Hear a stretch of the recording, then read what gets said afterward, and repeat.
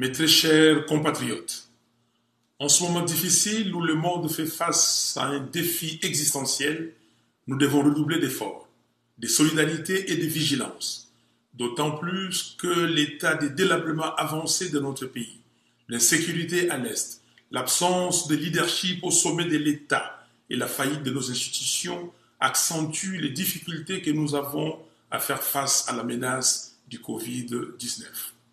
Je tiens à remercier toutes celles et tous ceux qui s'investissent en première ligne afin de compenser le rôle que l'État devrait jouer. Je pense ainsi au personnel de santé mobilisé dans la riposte qui souffre d'un manque cruel de moyens pour accomplir leur mission, aux mouvements citoyens qui prennent à bras-le-corps leur rôle de proximité, aux associations locales et internationales sans lesquelles beaucoup de nos compatriotes seraient dans une plus grande précarité, à la communauté internationale pour sa solidarité, enfin aux femmes et aux hommes de foi pour leurs prières et leurs intercessions. Je présente mes condoléances les plus attristées aux familles endeuillées par cette pandémie. Il est impérieux que l'équipe de riposte soit renforcée pour améliorer la prise en charge des malades.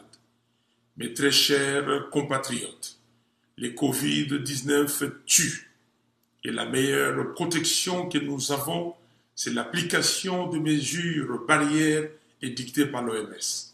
Portez des masques, sinon protégez-vous à l'aide d'un foulard, un morceau de tissu ou un autre moyen pratique.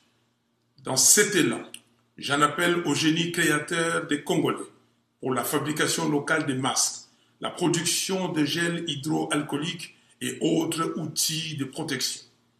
Je remercie ceux qui ont répondu favorablement à la campagne de solidarité nationale que j'ai lancée à travers Caritas Congo.